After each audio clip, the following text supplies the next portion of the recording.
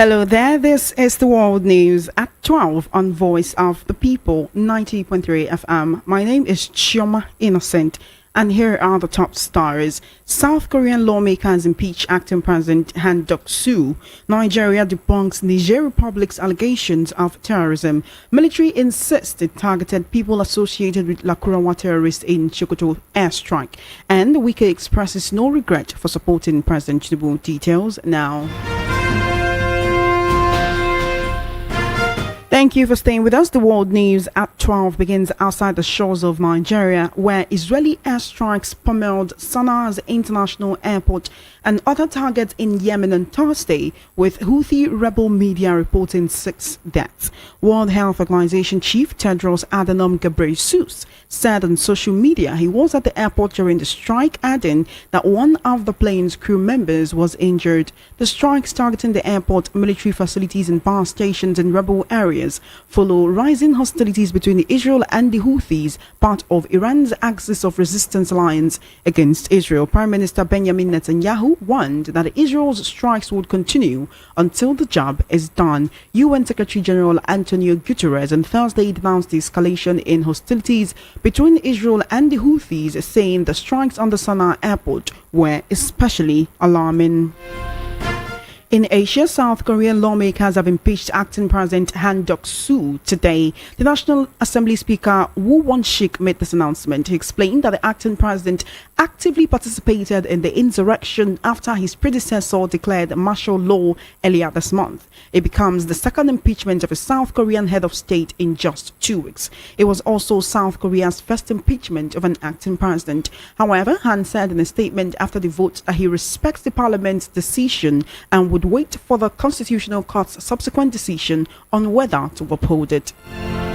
The Economic Community of West African States, ECOWAS, has said it is solidly behind Nigeria and other member states being accused by Niger Republic of sponsoring terrorist attacks against the country. Niger Republic had accused Nigeria and other ECOWAS members of colluding with France to destabilize the country. However, ECOWAS in a statement on Thursday described the allegations as unfounded. The Commission said it stands firmly by Nigeria and the ECOWAS member states against allegations that they are sponsoring terrorism.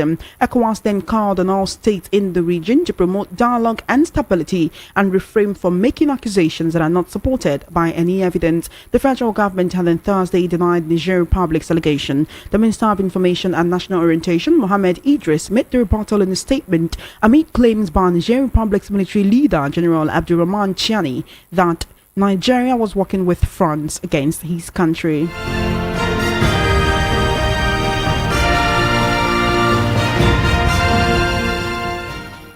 The Joint Task Force Northwest Operation Fansanyama has insisted that it bombed known targets associated with Lakurawa terrorists and not innocent civilians. The clarification is coming on the heels of reports concerning a military fighter jet allegedly bombing civilian structures in 2 villages of Silame local government area of Sokoto State. The military made their stand known in a statement issued on Wednesday by Lieutenant Colonel Abubakar Abdullahi, the coordinator of the Joint Media Coordination Center Operation Fansanyama. They said the reports have raised concerns, but it is crucial to clarify that military operations are conducted based on thorough intelligence and reconnaissance missions. Minister of Federal Capital Territory FCT, Nyesom Wike, says he has no regrets for supporting President Bola Tinubu in the 2023 general elections.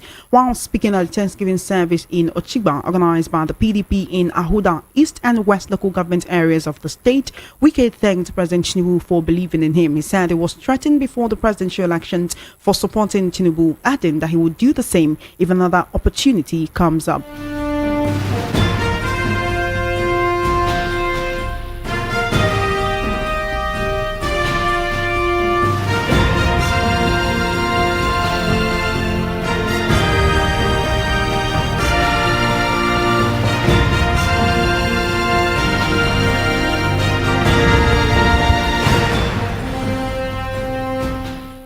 A growing rift is reportedly developing within the All Progressives Congress APC as party leaders express frustration over what they have described as President Bola Tinubu's apparent disregard for the party's leadership during key policy decisions.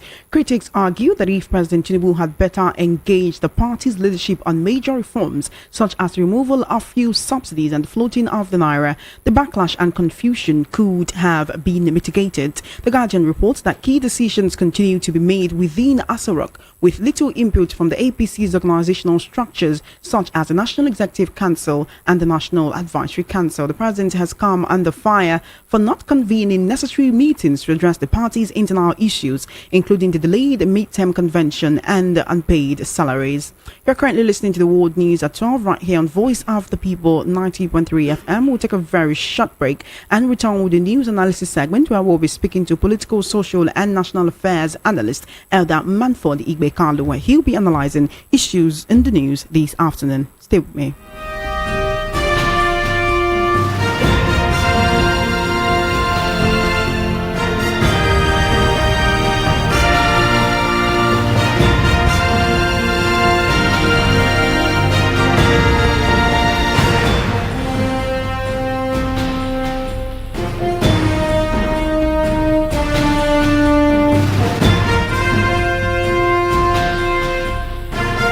All right, while we're trying to reach Elder Manford Carlo, I'd like you to take a listen to this very speech from the military leader of Niger at this moment, where he's talking about Nigeria. He's accusing or making allegations of Nigeria colluding with France to sponsor terrorism in Niger. Now, this clip is in Hausa language, and after you listen to a portion of it, I will try to get a translator to translate most parts of it. Let's take a listen. Kama sun ka ce muna to akwai wata shawara da ake yi amma shugabannin Najeriya sun san da ita shine akwai wani daji da aka ce ma gaba nan wajen Sokoto ga gayinsu yake dajin nan ana son a maida shi tsibiri ne na ƴan ta'adda waɗanda aka ce ma lakurawa wannan wasiƙa ta rijejeniya wata mars wata na uku rana 4 ga wannan wata an ka yi ta tsakankanin 'yan faransa da iswap don wannan rijejeniya budewa wurin da aka ce ma na lakurawa cikin dajin gaba can za a budewa wani tsibiri wani gungu da 'yan ta'adda ne za su watsuwa wannan sokoto ne zamfara ne kebbi ne duka za su watsuwa amma ya ce muna wallahi shugabannin Najeriya suna da labari to mu sai mun ka ɗauki zancen nashi ƙarya shi kai dan bai son mu ba Najeriya wannan bayanin ne tunda muna dibin da mu da Najeriya Allah na tuba ba ta yiwa mu ji abin da zai cuta musu mu ɓoye shugabansu na rahoto da bayani mun ka kiraye shi mun ka ce mai to kaga abinda Faransa ke da niyyar yi tunda ba mu yi tsammani ba. All right, that was the voice of Niger Republic's military leader, General Ramman Chiani, who's accusing Nigeria of working with France against his country. I do have an action right here. He hosts Area Mata every weekday right here on Voice of People 90.3 FM, and he will be translating for us what was said in that clip. Thank you so much for joining me, Alaji Action. Thank you very much. All right, for those who do not speak or understand Hausa, I would like you to give us a detailed or loose translation of what the general was talking about. Okay, basically the general is just speaking about one thing and one thing in particular in the video because he was a bit touchy here and there, but basically what I could deduce from what he's saying is that Nigeria is aiding, according to him, terrorist attacks on Niger, whereby they're vandalizing pipelines in Niger. And then he went further to state, if you notice or listen down to the audio, you notice where he called states like Kebbi State, Sokoto, and the rest of them. He stated that most of these people will vandalize these pipelines, and then they have free access back into Nigeria to hide because they know fully well that that's literally accusing Nigeria of shielding the terrorists that are destroying things in Niger. Thank you very much. But Nigeria is also battling terrorism. This is obviously, to my understanding, a big misunderstanding because Nigeria, on their own hand, is battling this terrorism. So I feel that these people, what he's saying from his perspective is that, they have soldiers at the borderlines. If Nigeria is not directly involved in this, how is it that these terrorists make their way all the way from Niger to the border and come back into Nigeria to make a settlement, whereby they rest in places like Sokoto? You heard him mentioning places like Sokoto, Kebbi State, and the rest of them. So this is basically his anger that's led to where he said Nigeria is. But how does France come into it? I don't. That is the angle he didn't mention. Thank you so much, Alhaji Action, for joining me to translate what General Abdul Rahman said. I do appreciate you. Thank you so much for joining me on the World News at 12. All right, I have via the telephone right now Elder Manford Igbe Carlo, and he'll be analyzing the issues on the news this afternoon. Thank you so much for joining me, Elder, and good afternoon. Thank you for having me. Thank you so much for always joining me whenever I call on you. It is not how do I stand it up right now? Niger Republic is accusing Nigeria and other ECOWAS member states of sponsoring terrorism against it. Now, recently, Nigeria has been dealing with terrorism and banditry in the northwest and northeast region of the country. So sometimes when we hear this terrorism, it's almost like it's been added to our everyday vocabulary. So we do not understand the extent of what it means to be a terror to communities. For Niger Republic to come out and accuse Nigeria, which has been called the giant of Africa, of terrorism, that is a very hefty, a very crude, a very heavy allegation, right? And this is the president or the military leader of a country coming out to say this. Would he be saying it's not any evidence, proof, or intelligence? You see, many of these things should be looked two sides. Some of these people we call terrorists. Both Nigeria and Nigeria, they look at it as they don't look at it as terrorists too. Some of them in Nigeria look at it as their brothers. Some of them in Nigeria look at it as their brother, but because of their activities, we call it terrorists. Are we saying that we don't have militaries, police, customs in our borders? How come that all these people the normal people cannot pass the border, but all these people pass borders, come to Nigeria, cross them, and run back to Niger? So, based on what you look at it as it is, the Nigerian people might be seeing them as their brothers, notwithstanding whatsoever they are doing. And it's when people begin to agitate, you see them begin to react in it. Because we've seen when our president, when Niger was doing one thing, our president wanted to react as the ECOWAS president.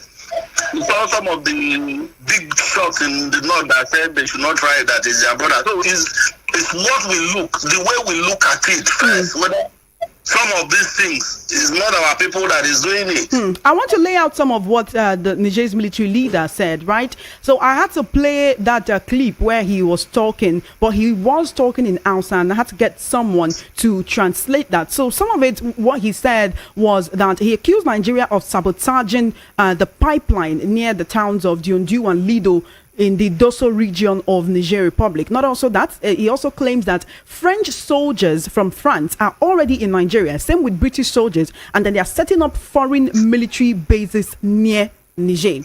He also said that the reports they got from senior terrorists that have been captured before told them that there was already a plan that has been discussed, and Nigerian leaders are aware of it. Right, and this is not just Nigeria they're bringing into the fray, but other ECOWAS countries as well. ECOWAS has rallied around these countries and said that it is not possible, and Niger should stop making unfounded allegations. Would you say this support is because President Tinubu is the current leader of ECOWAS at the moment? You see, for the leaders in Niger to begin to speak the way you see they are speaking now, remember there is a big quarrel between Nigeria and many of those countries. That's Niger, Burkina Faso, and Mali. Yes. So for them to begin to speak if we look at it critically, because they have driven France from their country, there might be little sabotages somewhere along the line, which is not glaring to everybody, but the people in question, like the Niger, they will know, because if you are already eating good food before, they drive you from it, you would like to sabotage the place. So that is why I see it. It might be true, it might be false, because they themselves that is speaking, they know what they are saying, yeah. When you say they know what they are seeing, what do you mean? Is it the terrorism that is being perpetrated within their regions? There are oftentimes also, when we talk about the security issues that we have in different parts of the north, where people will say that these terrorists are not Nigerians, but Nigerians or Cameroonians or others coming in through Nigeria's porous borders to wreak havoc in different parts of the country. You see, the way I look at it is, if Nigerians can stand up and go to Kenya to go and bring somebody that is in Kenya, and they cannot take care of their country that is called Nigeria, and you see they call the people that come in and say they are terrorists, they cannot take care of our border. Even in Nigeria here, do you not think that is sabotage? If here in Nigeria our militaries cannot take care of our border, but the government can go as far as Kenya to go and bring in somebody, you don't see it as a sabotage, because if there is seriousness in it, how come are they coming in to come and terrorize and leave the country? So there's a lot of sabotage in it. There's a lot of sabotage, because if they are not making little gains in it, they will fight the thing and fight it stand still. We know our military how they can do, but if you look at it very, very well critically, they said a Boko Haram that was caught and released gave them information. You don't know exactly that there's a good news in that thing that they have said. There are little truth in it. So you see, but we can be defending ourselves here, because if you speak here, they will begin to harass you or do one thing or the other. But there is a great sabotage in the part of Nigerian side. You know that recently Niger, Burkina Faso and Mali, after experiencing coups in the country that ousted their civilian government, they've entrenched their military government in these three countries, and these three countries have come together to boot out France and French authorities from their country. Meanwhile, Nigeria is more or less fraternizing with France, with Nigeria signing an MOU on critical minerals with France that was earlier this month. Would you say this is the reason why Niger is coming up with these accusations, if Nigeria keeps insisting that they are not true? Nigeria cannot say it's not true. Nigerians are not small boys. They are not small kids that cannot know when the truth is going on. And they know what France have done in their country that made them to say France should leave their country. Knowing that, what makes Nigeria different? Why is Nigeria fraternizing with a country that has been kicked out by other West African countries that they share a bloc with? And also knowing that these nations want to leave ECOWAS. In fact, they've left ECOWAS and established their own association of Sahel states. That is the question, because a lot of us too are asking, why should France be the people that is doing business with us so serious that it's them that we are going to partner with them? Because if other little countries, we have seen how they have treated those countries. Who tell you that they will not treat Nigeria like that again too? Now we are using them as our big brother in business. So that is just that. Going forward, how do you expect this to be treated? Would you expect the Niger Republic's military leader and maybe Nigeria's president, who also doubles as the chairman of ECOWAS, to sit together, have a meeting and discuss how to reduce these escalating tensions? Or would it continue to be business as usual with both sides trading accusations? You see, the way I look at it, the Niger president will not even agree to sit down with our president. The way I'm saying it, they will not agree.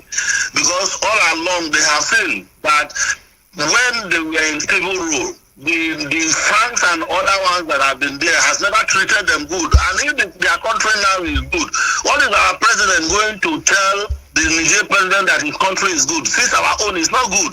What is he going to tell them? And they will listen to him. They will not listen to him, or that is the truth.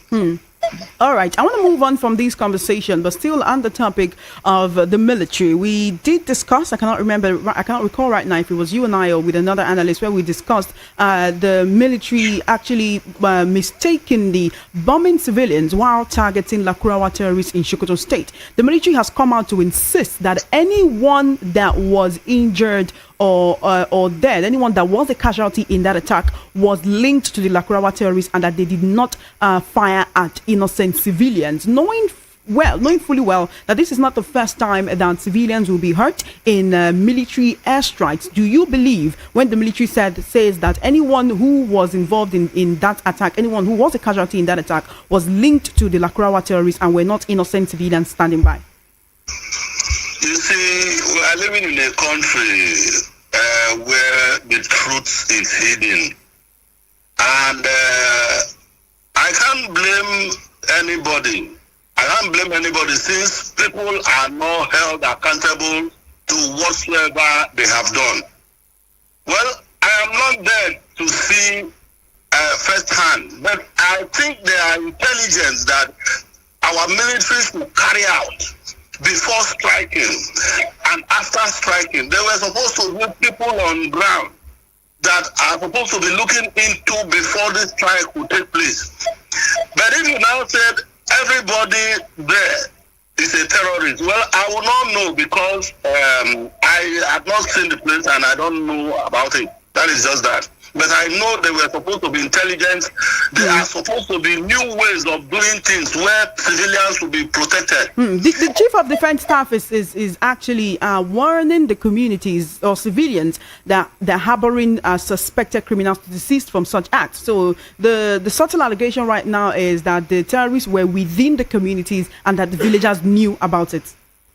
Which I have said before, that do the people, the community, see those people as terrorists? Because there are different things that you see terrorists and complain, but you see some as your brothers. So what they will be doing there might be the same thing you will like.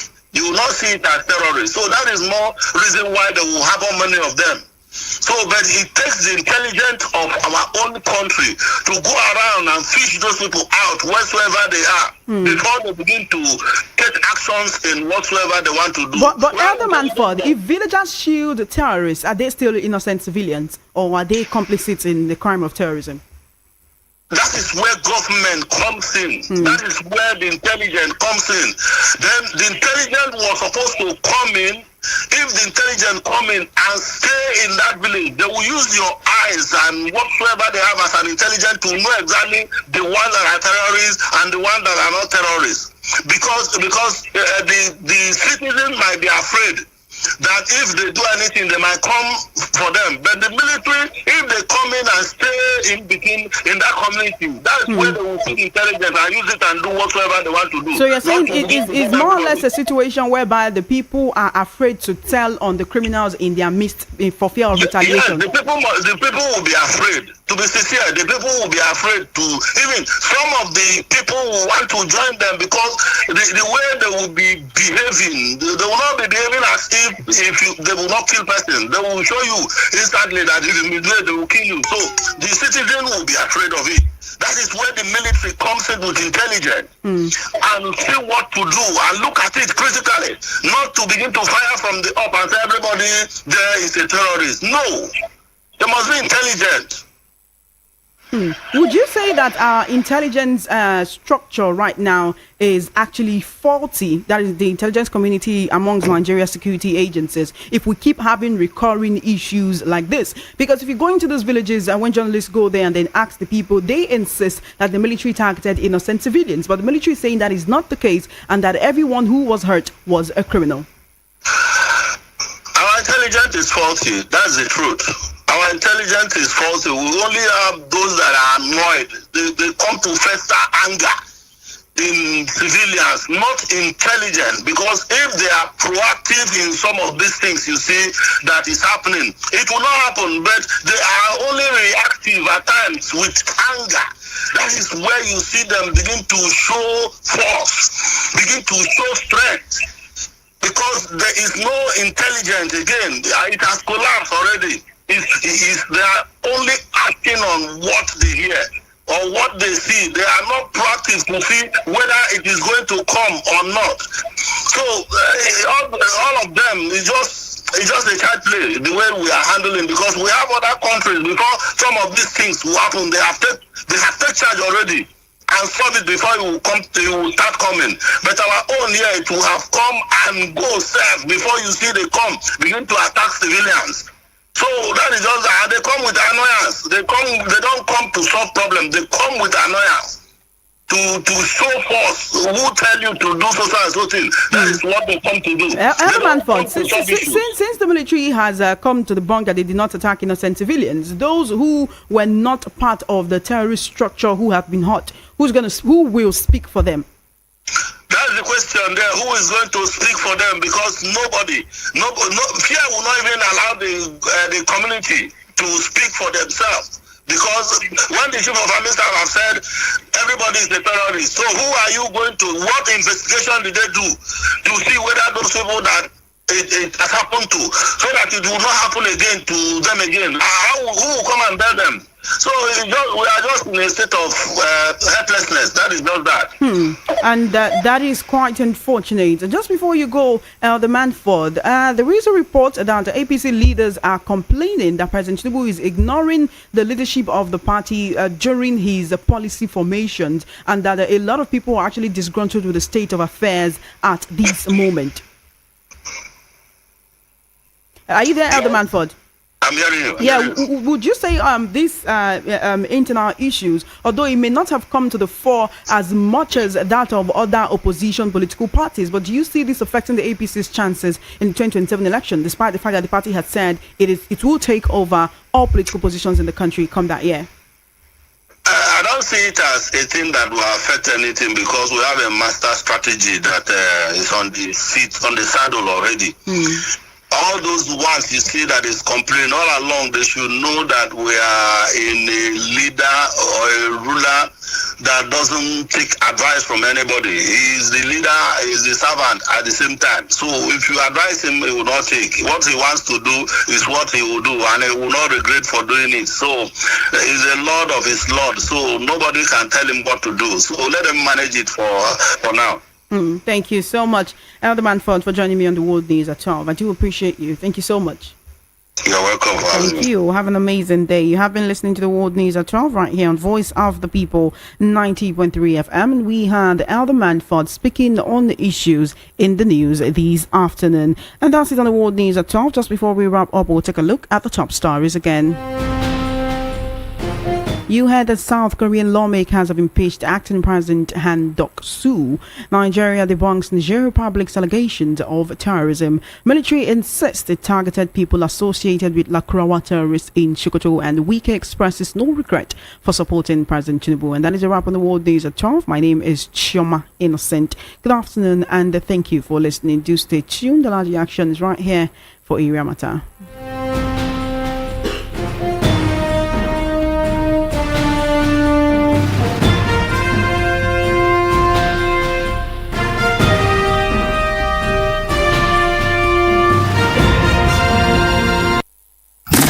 To the city's #1 super dial, Voice of the People.